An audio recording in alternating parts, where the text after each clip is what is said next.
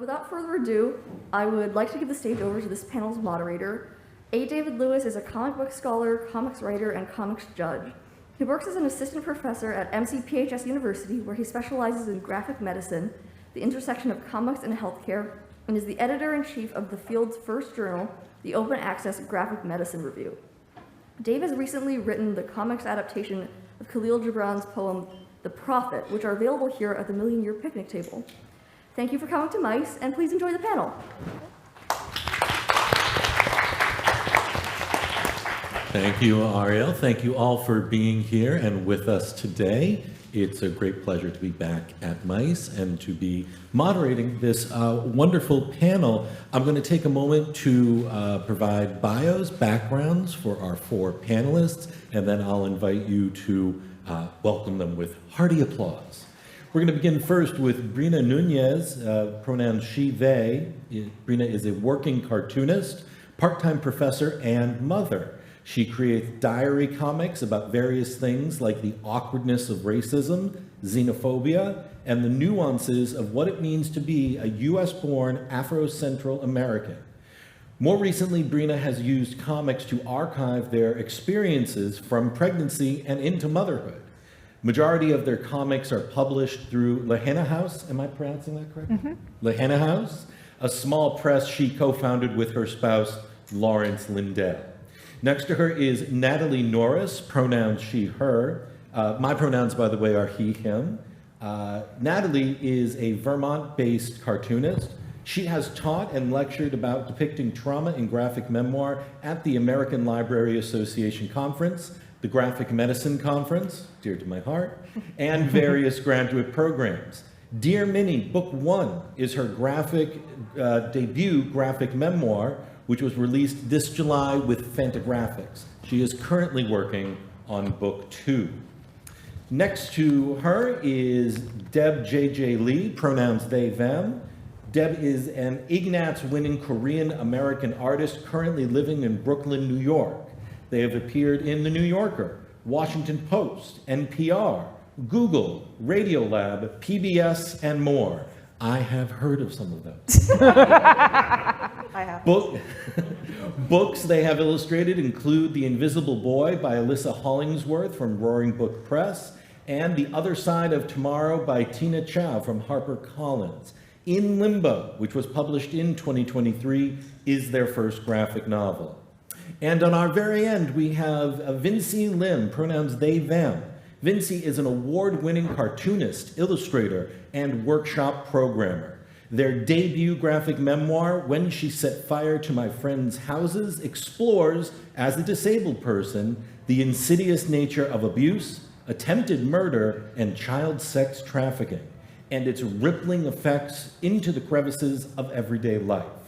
With the knowledge of growth and self-love as a forefront, Vincy focuses on healing and the act of survival, knowing that you're worth more than the life you've been given and making a name for yourself, even if it's reclaiming the name you've been born with. Blurring the line between memories, the subconscious, and day-to-day actions, Vincy creates dreamy worlds which we are invited into for an intimate heart-to-heart conversation, striving for community, care, and connection to survivors by a fellow survivor, growing and learning to love and accept the love given to them wholeheartedly. Ladies and gentlemen, and everyone in between, our panelists.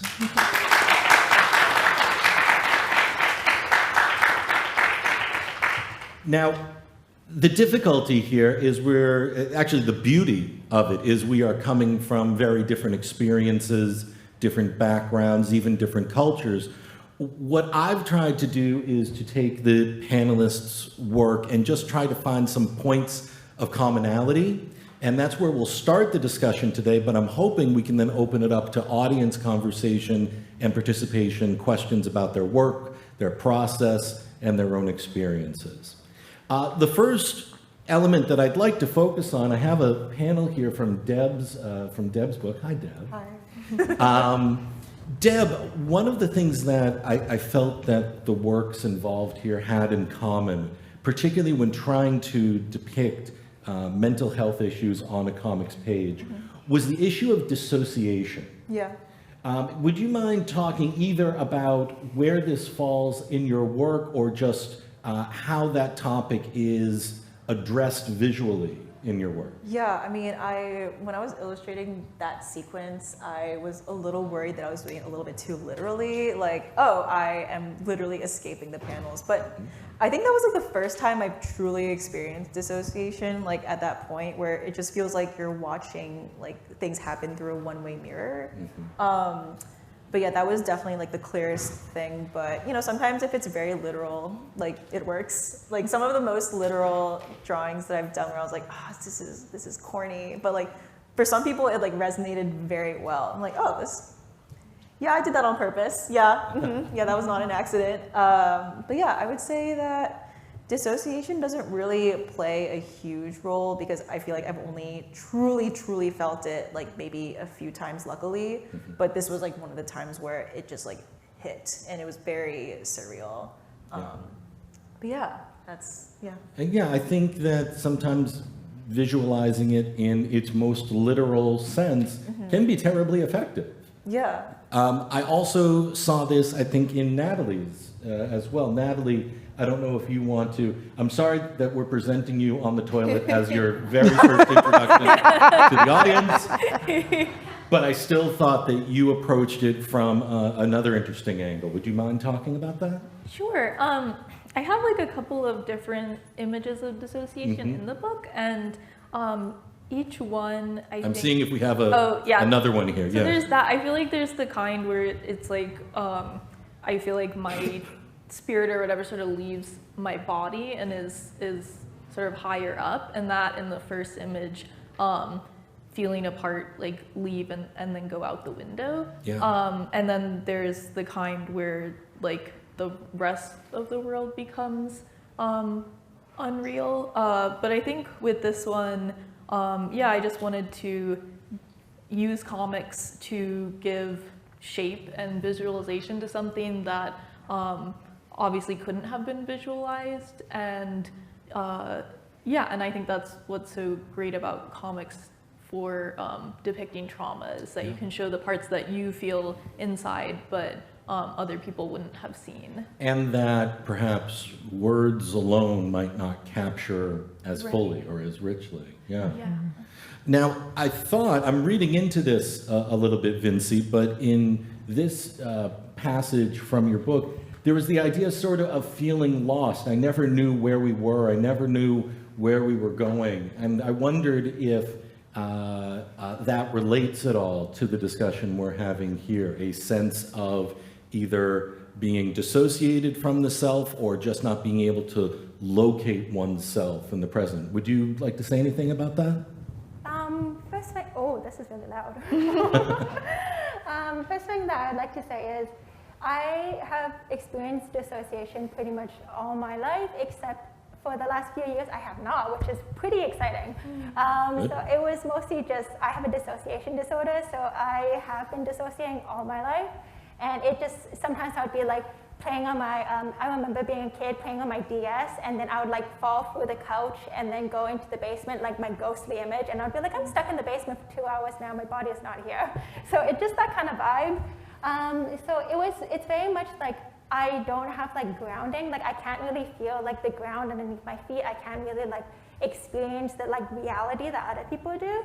So I draw these dreamy images like that are like, they don't have like ground, they don't have like a background, they don't have like this presence, because I don't experience that a lot of the time until like as of recent. And does that invite the reader to share in the experience then, that they're visually experiencing a disorientation that you're trying to convey? Yeah, exactly. And on top of that, a lot of the book is like, it's a lot of adolescence, and on top of that, it feels very much like I was just put into all these different situations where I didn't really have like full autonomy over. So it just made me feel like on top of the dissociation, I don't have the autonomy. I'm just being like put into these situations, then I have to like survive those situations. Yeah.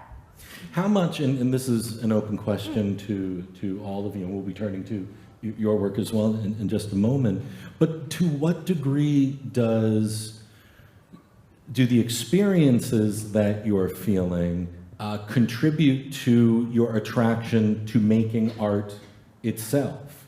Do you see them as interconnected or as separate elements that you have to pull together? Okay, one more time. How much of being an artist comes from wanting to express your mental health versus being an artist is just a tool that you have and you can express your mental health that way? You can opt to. Are they essentially connected or are they more distantly connected? It helps to be really angry. Okay. Like, I feel like my most, I mean, I don't know, like the reason I was able to just like churn out like the book that I did was because I was just holding in a lot of like emotional baggage. This is in limbo. Yeah, this is in limbo, sorry. Yeah, Yeah, I mean, I think if I didn't have all that baggage, then like it would feel less wholehearted. Because originally the In Limbo happened because I wrote an illustrated, like a small like comic. It was like 4 pages long about transgenerational language barriers, and it did well. And my agent was like, "Oh, this is your 4-page comic," and I said like, "Yeah, that was that it took forever. Like, oh my god, like 4 pages was crazy." He goes, "Okay, how about you make like a 350-page graphic novel?" I was like, okay. But I think if I didn't have all that baggage, like I would not have been able to do it. It was something that I just had to do. But yeah, but I do find that like the more emotional I am, the more I am inclined to like make something. Okay. Okay. Natalie, you nodded your head pretty vigorously before. Yeah, I think that it's like pretty intrinsically connected. And sometimes I feel like normal people will go to therapy and that's like enough for them, but I've always had this sense, or even just like trying to share with individuals, but there is this sense that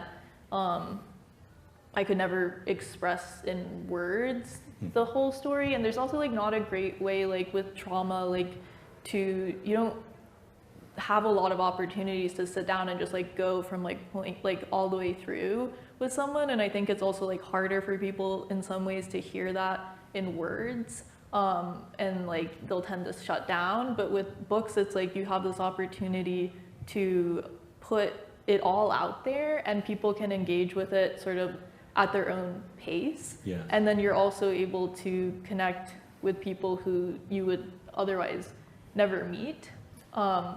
And then also I do think like a major propelling force is, you know, rage, revenge, like all those things, because I think like so many people will start a project and then not finish it, and in a way I think maybe that's a sign that they're in like a healthier place. But it's like when you do feel like I have to do this and I'll drive myself into the ground to do it, it's like I feel like that's sort of what it takes in a way.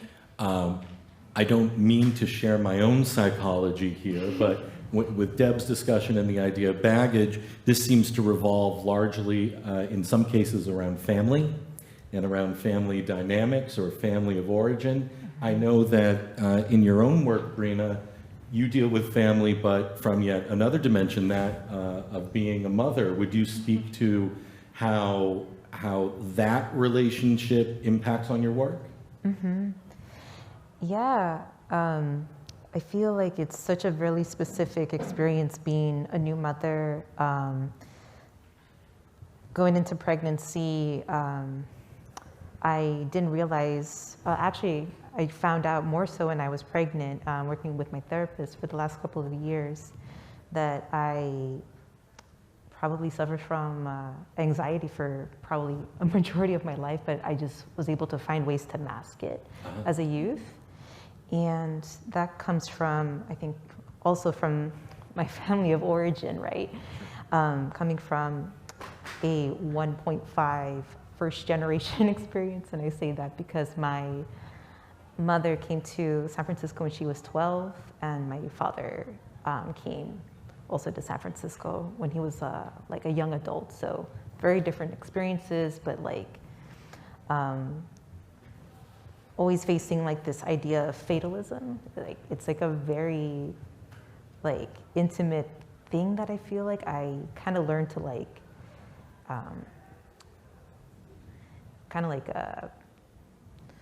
just accept that this is the way it is. Like, not everything is going to come easily for us because my family. And you feel that was taught to you in some way by your parents? Mm-hmm. Yeah, and I want to say culturally too. Okay. Yeah, as well, especially with family coming from experiences associated with the Civil War in Central America. I see. Mm-hmm. And now, as a mother, with the opportunity to impart thought, wisdom, caring, love, you name it, on to the next generation, Mm-hmm. how do the comics let you explore that stage? Mm. Yeah, I feel like it's allowed me to really, kind of like echoing what was being said, like how comics really allows you time and space to really ruminate and to be in solitude. I feel like it's such a safe haven for me. And to find a way to build a relationship with words and images. I used to be really afraid of speaking a lot of the time too. Hoping to like create a better generation of care or self-love and safety. But for these two images in particular, I feel like I definitely am guilty of not kind of fitting that image of like, I guess, perfect mother or happy new mother. Mm-hmm. And sometimes I just feel this rage of like not being able to sleep. And some people would describe it to me as, oh, well, it is really normal for you to turn like kind of werewolfish if you don't have this type of like, yeah, like it is somewhat like torturous to not have access to sleep all the time. Yeah. And I feel like it's transformed me into somebody like a more honest version of myself who actually is really angry deep down. And in this panel, I feel like, or in between these two images, I feel like I'm accepting that I'm allowed to be tired, I'm allowed to be angry, but at the same time, I still have a hard time actually forgiving myself for having those bouts of rage and hoping that I don't pass that on to my daughter. Vincy, can I ask you to talk about your own familial effects, familial after effects? I went to this particular page that this was an instance of your family leaving you behind. Would you care to elaborate? Basically, it's the first ever memory I've ever had, and it's my family going on a road trip, and then they said, get out of the car, and then I got out of the car. I was probably like 5 or so. Then they drove away, and they just abandoned me in a wheat field. So that's what the whole context is about. Was there ever any explanation, or is this a traumatic thing you came back to through your art? It was just something that, like, again, it's my first memory, and I was 5, so I couldn't really like explain a lot of the feelings I was thinking of. I was like singing a lot for a bit of it. I was just like, I don't know what I do in this wheat field. I'm just gonna sing like Hillary Duff songs, kind of vibe. Basically, I drew this page because it's the first moment, like it's my first memory, and the first moment I realized I didn't belong, and I didn't have a worth in this family. I didn't have something like, I wasn't cared for. And then it was in that instance when I was debating, if the car comes back, should I hide or should I go back home? Like, I had to do that at 5 years old, and I had to tell myself, I think if I am better, I will be loved. So I went back into the car, and then it just kind of kept going. How long were you in the wheat field for? It was morning until dark. What? Yeah. Wow. And it's just like it's just like a road. It was just a long time. I think maybe like evening or something. I'm not 100% sure. Also, I think there was like maybe 1 car passed by in that time. It was a very long time. Oh my God. Okay. Holy shit. Yeah. Sorry. It was powerful just to read about. I have a difficult time imagining it, but I think that's entirely the point, that these comics expose us to experiences beyond our own, and sometimes they're relatable. Actually, I do want to, this does lead me to another question that I think links all of the narratives here, which is when you're capturing these memories, these experiences, and these feelings in art, to what degree are they cathartic, a release, a weight taken off your chest, and to what degree are they potentially re-traumatizing? Do they make you not just feel the anger or the distance again, but have difficulty shaking it off? Would any of you like to speak to that? Yeah? I don't feel anger, like just mostly in general, but towards a lot of the stuff that has happened to me. I feel very grateful that I could have comics to use it because I've gained community through it. I've gained the solidarity of other survivors. I've found other people who I would have never found before. I originally just made a one-off comic, and it kind of, like, people read my one-off comic about like sexual abuse, and then they were like coming back to me like, that also happened to me, and I want to like just talk to you. We don't have to talk about what happened, but I just want to talk with you, and I want to be here with you. And then it just like, I started gaining all this, like a community of survivors, and that's really important because there's not really a community for people who feel ashamed for like what things that have happened to them. And I think that's really important to have that kind of community of people who kind of get it, and you don't have to actually talk about it. You can be like, I like frogs too, and then you just chat about that. You just chat about that, and then you just know that like they understand you from like a ground level that like a lot of other people just don't understand you from. And now I do a lot of like workshop programming, trying to like get like a lot of queer, disabled, BIPOC like survivors in a room, and just like we can just exist, and we don't have to like justify our existence. Yeah. Fantastic. Deb, before we leave this topic, I wanted to invite you to talk about family as like well. Being, or I actually wanted to talk about like being like using comics and having it be cathartic, because I feel Fantastic. like I think for my situation, it was a bit of a two-part thing where I made the comic and I can just be like, all right, well, it's out in the world, it has a life of its own. But then like the responses I got, and it wasn't just from like people on the internet being like, oh yeah, like I get it, which like, I'm sorry you get it, but also there were people from my high school and who reached out to me. It's like, hey, like I didn't know this was happening, but like that person did the exact same thing to me 2 years later, and I got closure through that. It's like, where some people noticed like the very big moment, one of the very big moments in the book is when a friendship that was very codependent fell apart, and everyone only knew the other person's side. Like nobody knew like why I acted the way I did, and they messaged me after the book came out. I was like, so that's what was going on. Like I never heard your side of the story, and that friend actually did the same thing to me 2 years later, and I'm really upset about it. And then the other part of it that happened actually earlier this month was my school district actually got a hold of the book, the school that I draw about, and the email was like, hey, do you actually want to come in and talk to like all 600 of the faculty from your entire school district and tell them what went wrong? Wow. Like, do you want to confront all your old teachers and tell them like what they did and how they could be better? So I did that, and it was crazy. And like, I was What really, was that? Well, yeah.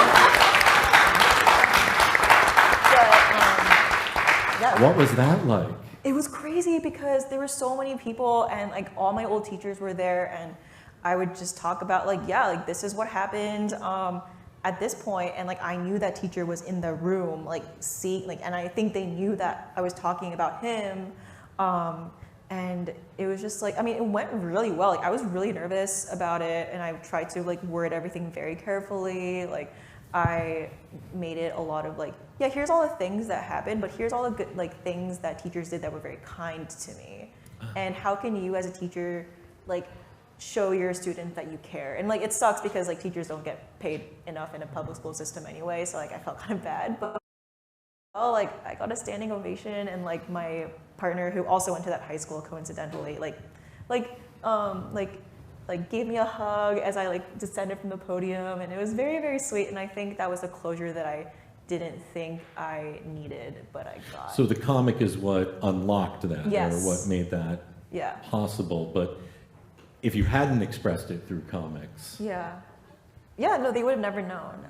And I think, but yeah, those were like, that's like school and like friends and my parents. And I think that's where we're getting Yes. at. Like, my mom hasn't read the book yet. No. No, she's not going to read it. And I understand. Like, I too would not read my own kid's book if it's about me. But my dad has actually read the book multiple times. And he's like, I mean, he's portrayed in the book as like kind of a backseat like character. Like he was very uninvolved, and he would let whatever my mom did to me just like happen. And he would just like observe. And he was like, yeah, like this is really uncomfortable to read, but I think you did a really good job. And what's funny is that he's like in a group chat full of like other Korean New Jersey doctors, and apparently there's like 200 of them in this group chat. And he told them about the book, and they were like, oh, that's actually on my reading list. You're the dad from that book? And my dad's like, oh no. So I think my parents are realizing that like, yeah, their actions do have consequences like 10 years later too. But yeah, it's very funny how like things kind of like make a loop and get back there. But I mean, they're very supportive. My parents have come to my book launch event. And like my mom made a very brave appearance, and yeah, it was. I've read in the book. I've read in Limbo, and she's not presented in the loveliest. Yeah, light. I mean, we're just talking about like murder attempts. Like, yeah, my mom basically tried to like attempt a murder-suicide on me, and she's like there. And it's like, I think there was one person in the audience who asked the question about my parents and did not know my parents were in the audience. Yeah. But I was like very careful with my words, and I was like, yeah, like, yeah. But I told them, like, yeah, like you should ask my parents. They're right in front of you. Natalie, I do want to ask you as well, to what degree is this cathartic and releasing this art, and to what degree does it have the possibility, the tension of pulling you back in? Sure, I think it's been sort of like a cycle. Like at each stage, there'll be elements of catharsis. Like even in the penciling stage, like it's much more free, and then something about like inking and painting makes it more real, and sometimes that can then be overwhelming. Mm-hmm. And I think that also there was like everything that came up when I was making the work on my own, but then in putting it out in the world, that has been its own sort of overwhelming journey. And I think like there have been interesting things that have come up, like people from my past who then like read the book, like adults who knew me who I didn't think would ever read it because they don't read comics. And I also, as a teenager, it's like, I don't know that these people really truly cared about me then, but maybe they do now. So it's been interesting. I think it's also an opportunity in a way to, like allow people to come into your life and like maybe have some forgiveness. Mm-hmm. But it definitely has been, I think, in terms of the catharsis and the bringing things up, it's definitely not one or the other. And I think it's something that I can imagine will continue to sort of be that cycle. Breena, you had a really interesting illustration here with your newborn that I think a lot of the narratives touched upon, namely the idea of feeling or being invisible. Mm-hmm. And then what you choose or what you can actually visualize. Can you tell me a bit about what went into either this page specifically or conveying that feeling? Yeah, this was something where I wanted to challenge myself on how to depict postpartum depression and the feeling that comes after me, like feeling the anger and like the bitterness of not being able to like sleep, or I'm just struggling to put my daughter to sleep.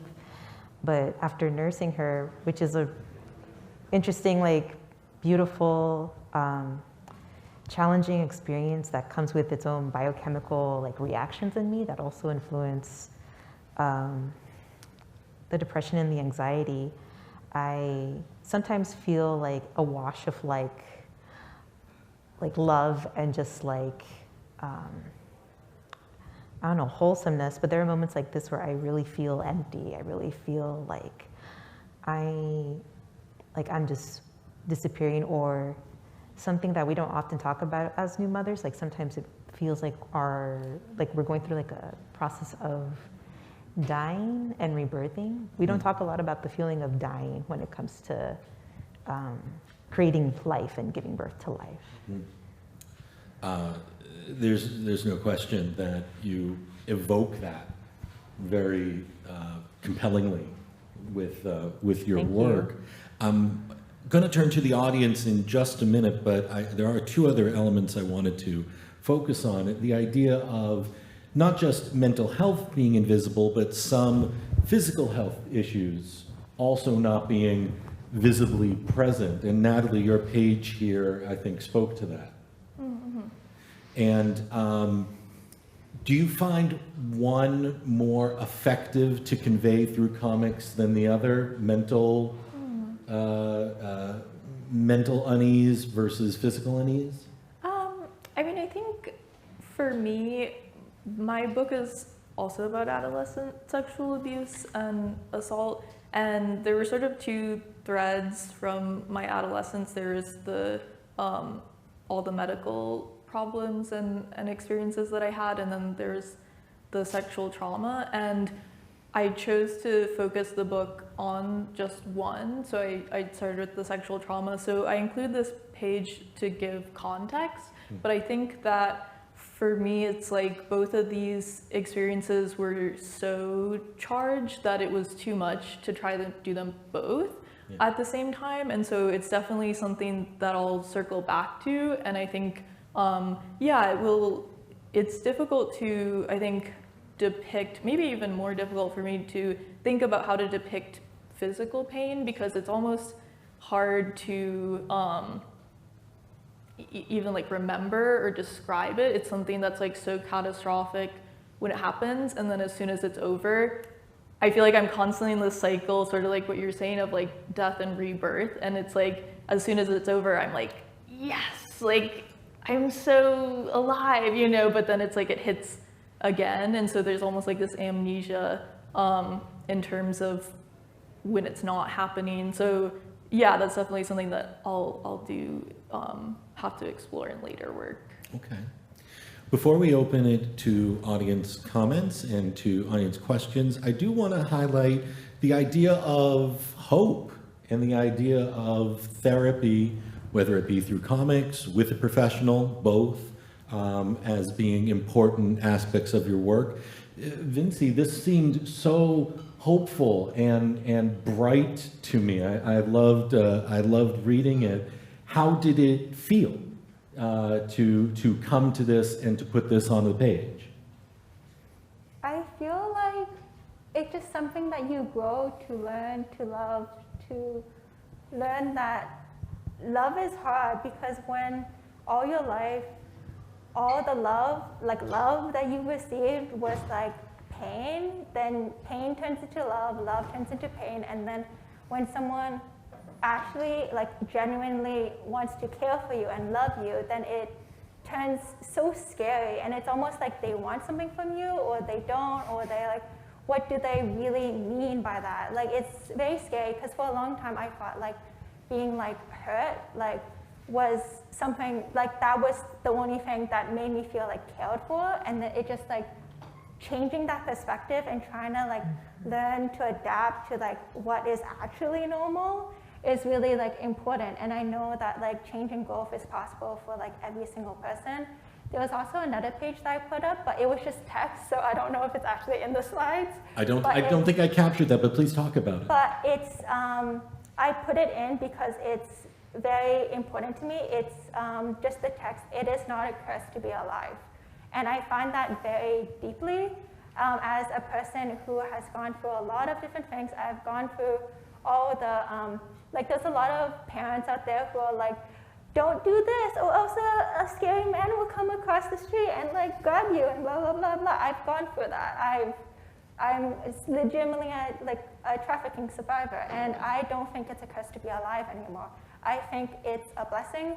It's like the idea of like sitting here, like even in a room with people who can listen to me, or even just like being like just sitting, maybe reading a book, and I just feel the air around me. I just go like this, and I can feel the air flow around me, and I feel very comforted, like I'm existing in this presence, and I'm not in pain. I'm just existing, and it's beautiful. It's very beautiful. And I really feel that very deeply now. Deb, you also depict the process of therapy.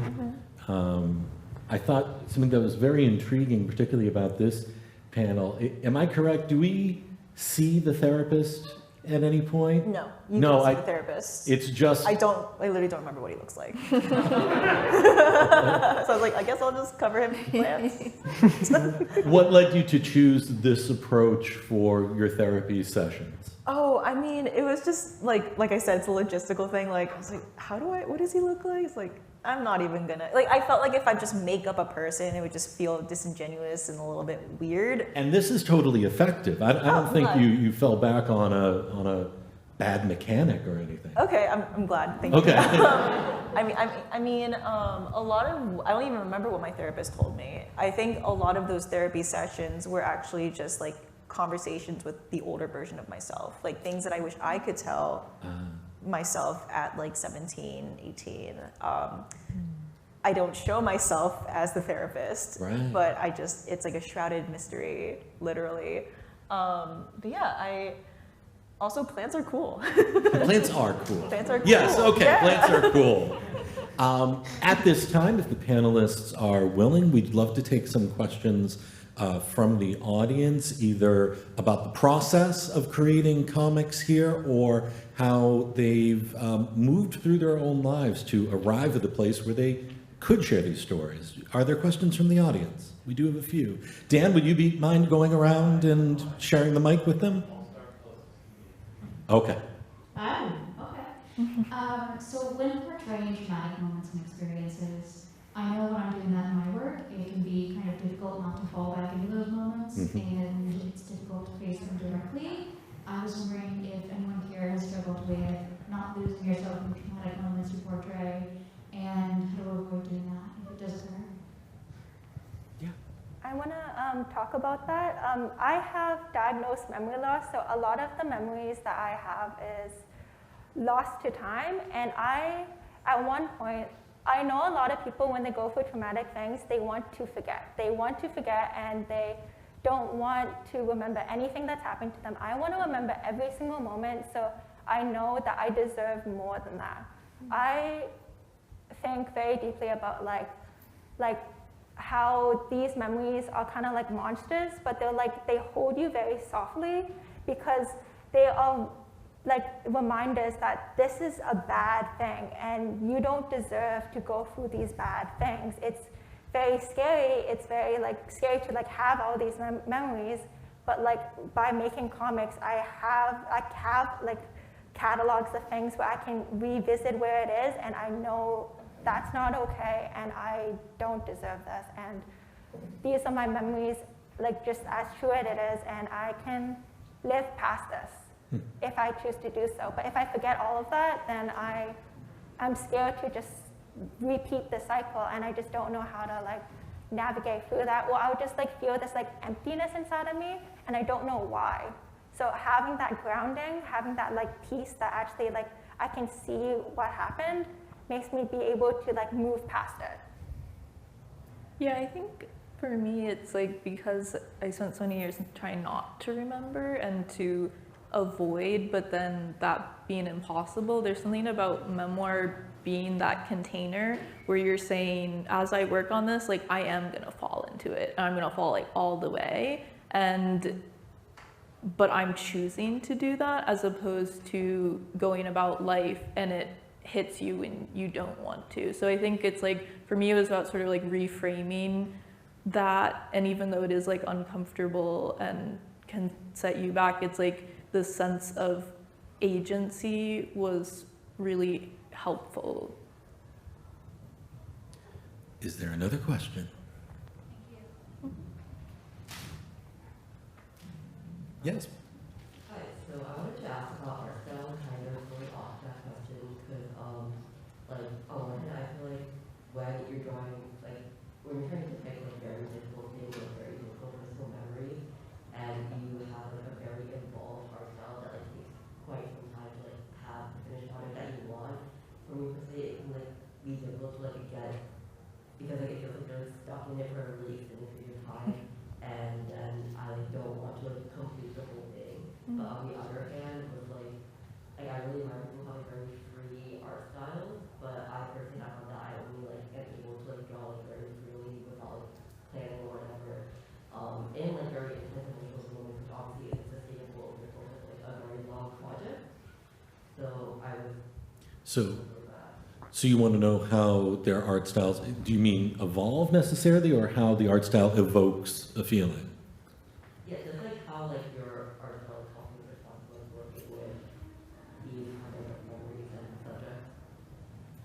Yeah, actually, so when I was pitching the book, I was like, I am not drawing in color, like I refuse. And then my editor, who didn't even sign me yet, was like, what about like putting in some color? And I was like, yeah, but the book is called In Limbo. In Limbo is gray. And she was like, there's like silence on the other end of the line. She was like, okay. But I mean, I was trying to evoke, like, I don't think I'll ever draw like this ever again. Like, I think this is it. Like, that's it. But the feeling that I was trying to evoke was like a sense, like, it's like atmosphere, but the way I describe it is like, it's like winter, and there's like a bunch of snow on the ground, but it's really sunny outside, and you go home and you take off your jacket and it's warm and there's like dust in the air, but like you're looking outside, it's like it's really cold, but it's warm in here. So that's the kind of feeling that I was trying to evoke, and I felt like it worked really well for this one. But yeah, I'm never drawing like that ever again. It's not happening. Breena, do you want to say anything about the style you elected to adopt here? Yeah, I literally just go very sketchy with this. I don't plan anything, actually. Normally, I would sketch out or a page or some panels, but I just don't want to like sound like I'm tooting up my own horn, but I just feel like I've gained a lot more confidence as someone who has sketched with ink for a while, and I'm just like, okay. And it's also out of also the fear of not remembering either, because I don't have a really good memory, and neither do my family members either. So I feel like there's some stories that haven't been passed down on to me because of memory, some semblance of memory loss too, or people just leaving some things in the past because those stories just belong in my family's country of origin. There's just like probably no place for them here, but that's me being presumptuous. But yeah, I often just rely on doing something really sketchy and something immediate in the moment so that I simply just don't forget. Yeah, there's a definite feeling of immediacy. I think you capture that very well. Do we have another question? I think we have time for one or two more. Two more. Hello. Okay, this is on. Yeah.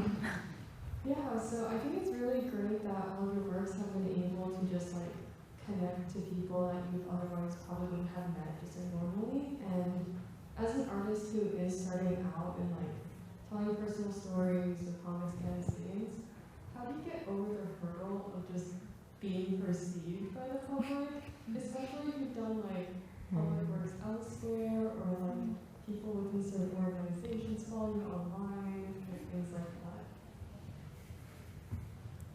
Who'd like to speak to that? How do you, a public versus a private persona as an artist? I just talk a lot on the internet, and I mean, I don't know. I think the reason I feel less like vulnerable, like less scared of like talking about, you know, my worst experiences in my life is that I talk about it so much in therapy that it just becomes like another regular day. So I don't really feel like, I mean, it is like strange that like when people have read, you know, the book, they're like, oh, you know my worst memories. Like now you really know. But yeah, I think just talking about it a lot just like helps me dissociate from it, like in a positive way.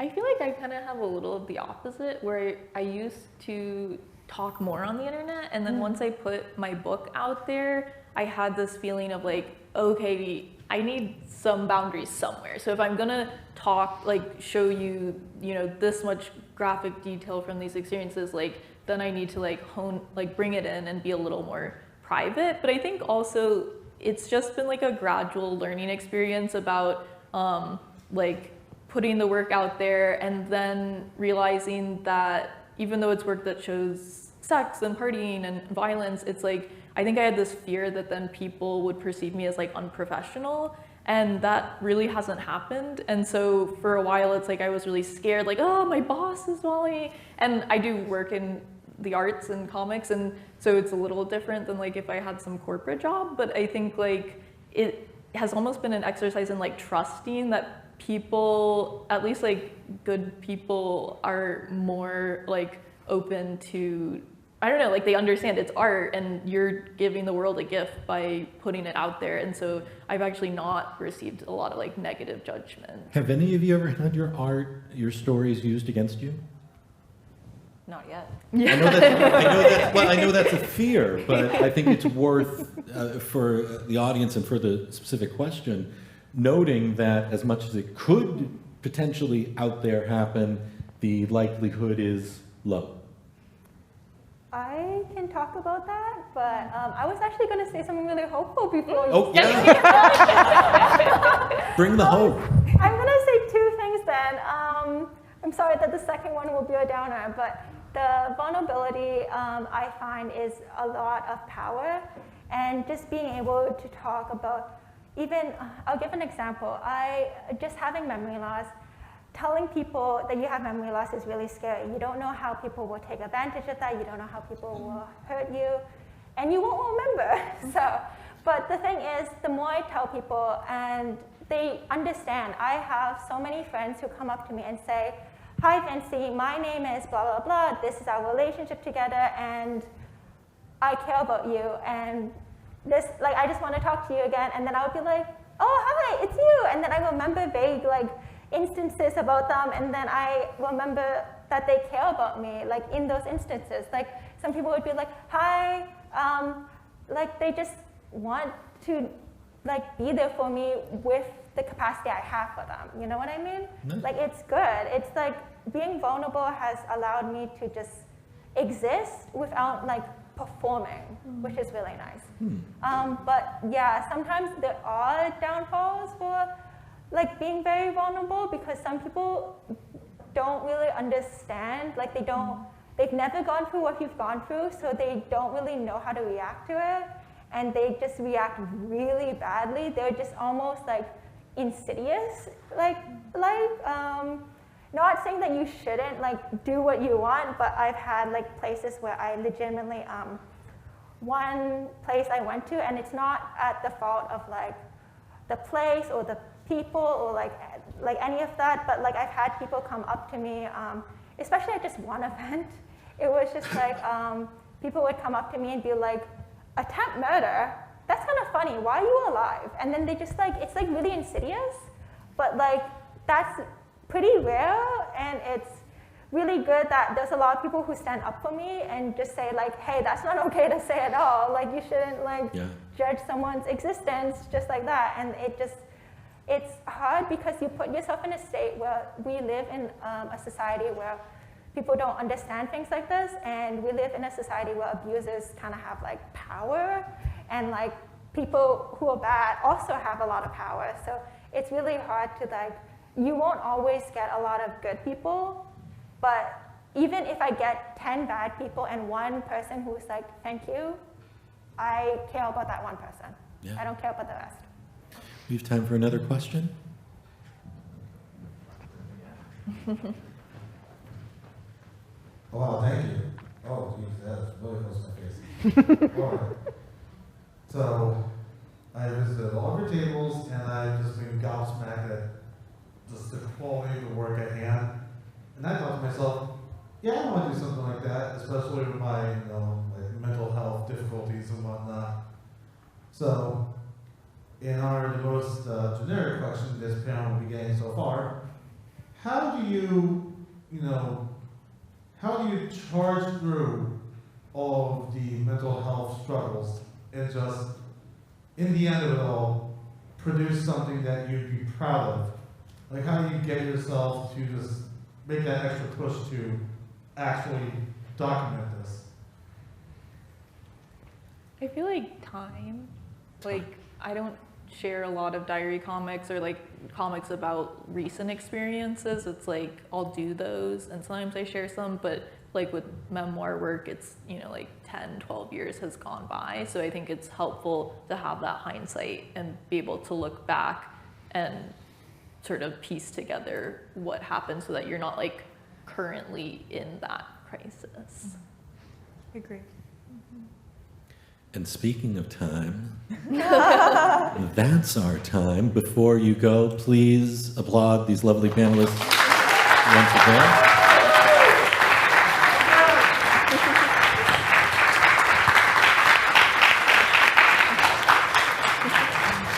Please enjoy the rest of your time here at MICE, and hopefully we'll see more of you soon. Thanks.